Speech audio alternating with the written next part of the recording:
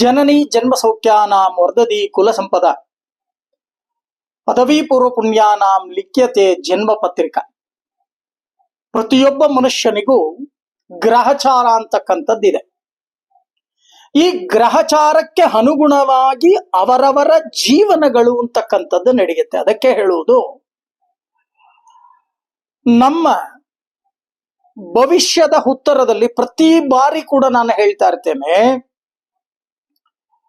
ಗ್ರಹಚಾರ ಯಾರ ತಾತನ ಮನೆಯ ಗಂಟಲ್ಲ.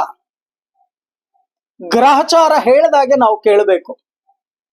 ಗ್ರಹಚಾರದಲ್ಲಿ ಒಳ್ಳೆಯ ಫಲಗಳು ಬಂದಾಗ ಸುಖ ಸಂತೋಷ ಅಂತಕ್ಕಂಥದ್ದು ಅಧಿಕವಾಗತ್ತೆ ಮನುಷ್ಯನಿಗೆ. ಅದೇ ಗ್ರಹಚಾರದಲ್ಲಿ ಅಶುಭ ಫಲಗಳು ಅಂತಕ್ಕಂಥದ್ದು ಬಂದಾಗ ಕಷ್ಟಗಳು, ಕಾರ್ಪಣ್ಯಗಳು, ನೋವುಗಳು, ದುಃಖಗಳು ಇವೆಲ್ಲವೂ ಕೂಡ ಅಧಿಕವಾಗತ್ತೆ. ಆಗ ಮನಸ್ಸಿಗೆ ಸಂಕಟಗಳನ್ನ ಮಾಡ್ಕೋತೀರ. ಅದಕ್ಕೆ ಹೇಳುವುದು, ಗ್ರಹಚಾರ ಅಂತಕ್ಕಂಥದ್ದಿದೆಯಲ್ಲ, ಆ ಭಗವದಾಜ್ಞೇಯ ಅವನ ಆಜ್ಞೆಯಂತೆ ಗ್ರಹಚಾರ ಅಂತಕ್ಕಂಥದ್ದು ನಡೆಯುತ್ತೆ. ಆ ಗ್ರಹಚಾರಕ್ಕೆ ಅನುಗುಣವಾಗಿ ನಿಮ್ಮೆಲ್ಲರ ಜೀವನ ಅಂತಕ್ಕಂಥದ್ದು ನಡೆಯುತ್ತೆ. ಇದು ಸತ್ಯವಾಗಿರ್ತಕ್ಕಂಥ ಒಂದು ಮಾತು. ಹಾಗೆ ಈ ಜುಲೈ ತಿಂಗಳಲ್ಲಿ 12 ರಾಶಿ 12 ರಾಶಿಗಳ ಫಲಾಫಲಗಳನ್ನ ನಾವು ನೋಡೋಣ. ಇನ್ನು ತುಲಾರಾಶಿ, ಈ ತುಲಾರಾಶಿಯವರಿಗೆ ಈ ಜುಲೈ ಮಾಸ ಹೇಗಿದೆ? ಎಲ್ಲಾ ಜ್ಯೋತಿಷ್ಯರು 3 ತಿಂಗಳಿಂದ ಹೇಳ್ಬಿಟ್ರು, ನಿಮಗೆ ಗುರುಬಲ ಚೆನ್ನಾಗಿ ಬರುತ್ತೆ, ಶನಿ ಬಲ ಚೆನ್ನಾಗಿ ಬರುತ್ತೆ, ನೀವು ಅನ್ಕೊಂಡಿರ್ತಕ್ಕಂಥದ್ದೆಲ್ಲವೂ ಕೂಡ ಸರಿ ಹೋಗುತ್ತೆ. ಎಲ್ಲವೂ ಕೂಡ ಸರಿ ಹೋಗುತ್ತೆ, ನಿಜ ಇಲ್ಲ ಅಂತ ನಾನು ಹೇಳ್ತಾ ಇಲ್ಲ. ಆದ್ರೆ ಪಂಚಮ ಸ್ಥಾನದಲ್ಲಿ ರಾಹು ಇದ್ದಾನಲ್ಲ, ಪಂಚಮ ಸ್ಥಾನದಲ್ಲಿ ರಾಹು ಇದ್ದರೆ ಏಕಾದಶ ಸ್ಥಾನದಲ್ಲಿ ಕೇತು ಇದ್ದಾನಲ್ಲ. ನಾವು ನಮ್ಮ ಜಾತಕವನ್ನ ನಿರ್ಣಯವನ್ನ ಮಾಡ್ತಕ್ಕಂಥದ್ದು ಯಾವ ಯಾವ ಗ್ರಹಗಳಿಂದ? 9 ಗ್ರಹಗಳಿಂದ, ಹೌದಲ್ವಾ? ನವ ಸೂರ್ಯಾಯ ಚಂದ್ರಾಯ ಮಂಗಳಾಯ ಬುಧಾಯ ಚ ಗುರು ಶುಕ್ರ ಶನಿಭ್ಯಶ್ಚ ರಾಹುವೇ ಕೇತುವೇ ನಮಃ ಅಂತ ಹೇಳ್ತೀವಿ. ಈ ರಾಹು ಕೇತು ಇವರೇ ನೆಪ್ಚೂನ್ ಅಂಡ್ ಫ್ಲೋಟೋ, ಹೌದಲ್ವಾ? ಈ ನೆಪ್ಚೂನ್ ಅಂಡ್ ಫ್ಲೋಟೋ ಇವ್ರೇನ್ ಮಾಡ್ತಾರೆ? ಅಪ್ರದಕ್ಷಿಣಾ ಪಥದಲ್ಲಿ ಸುತ್ತುತ್ತಾರೆ. ನಾವು ಕೂಡ ಮಂತ್ರದಲ್ಲಿ ಹೇಳ್ತೇವೆ ಅಪ್ರದಕ್ಷಿಣಂ ಕುರ್ವಾಣ ಅಂತ.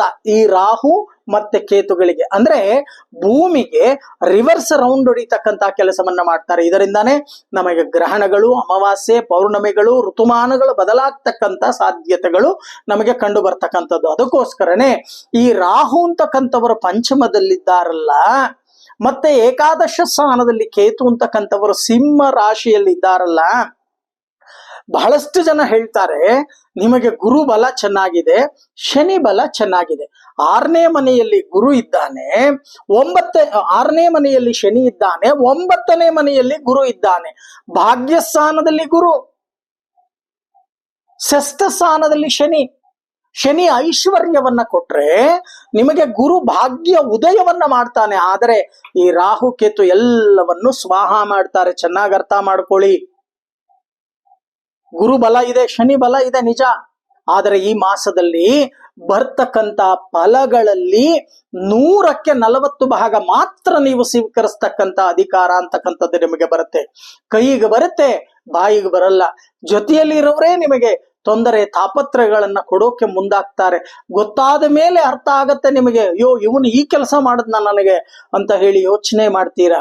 ಆದ್ರೆ ಭಗವಂತನ ಅನುಗ್ರಹದಿಂದ ನವಗ್ರಹಗಳ ಪುರಾಣದ ಪ್ರಕಾರ, ಜ್ಯೋತಿಷ್ಯದ ಪ್ರಕಾರ ಈ ತುಲಾ ರಾಶಿಯವರಿಗೆ ಬಹಳಷ್ಟು ಅನುಕೂಲಗಳು ಪ್ರಾಪ್ತಿಯಾಗತ್ತೆ. ಆದ್ರೆ ರಾಹು ಕೇತು ಅನ್ನೋರು ಸ್ವಲ್ಪ ತೊಂದರೆಯನ್ನ ಕೊಡ್ತಾರೆ. ಎಚ್ಚರಿಕೆಯನ್ನ ವಹಿಸ್ತಕ್ಕಂತ ಕೆಲಸವನ್ನ ಮಾಡಿ. ಪ್ರತಿ ಶನಿವಾರ ರಾಹು ಕೇತುವಿಗೆ ನಮನವನ್ನ ಸಲ್ಲಿಸ್ತಕ್ಕಂತ ಕೆಲಸವನ್ನ ಮಾಡಿ. ಸಾಧ್ಯವಾದರೆ ರಾಹುವಿಗೆ ಉದ್ದಿನ ಬೇಳೆ, ಕೇತುವಿಗೆ ಹುರುಳಿ ಕಾಳನ್ನ ಇಟ್ಟು ಭಕ್ತಿಯಿಂದ ನಮಸ್ಕಾರವನ್ನ ಮಾಡ್ತಕ್ಕಂತ ಕೆಲಸವನ್ನ ಮಾಡಿ.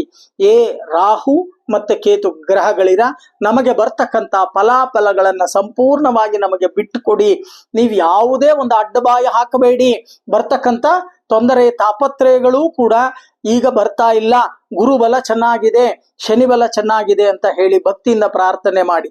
ಇಲ್ಲ ಅಂತ ಅಂದ್ರೆ ಆರೋಗ್ಯದಲ್ಲಿ ಜಾಯಿಂಟ್ ಪೇನ್ ಅಂತಕ್ಕಂಥದ್ದು ಅಧಿಕವಾಗತ್ತೆ. ಶಸ್ತ್ರಚಿಕಿತ್ಸೆಯನ್ನ ಮಾಡ್ಕೋಬೇಕಾಗತ್ತೆ. ಮೆಡಿಸನ್ ನಿಮ್ಮ ಶರೀರಕ್ಕೆ ಸಪೋರ್ಟ್ ಮಾಡಲ್ಲ, ಚಿಕಿತ್ಸೆ ಪಡೆದರೂ ಸಹಿತ ಇಷ್ಟೆಲ್ಲ ಅನುಭವಿಸಬೇಕಾಗತ್ತೆ. ಜುಲೈ ಮಾಸದಲ್ಲಿ ಎಚ್ಚರಿಕೆಯಿಂದ ನೀವು ಈ ಒಂದು ಮಾಸವನ್ನ ಕಳೀತಕ್ಕಂತಹ ಕೆಲಸವನ್ನ ಮಾಡಿ.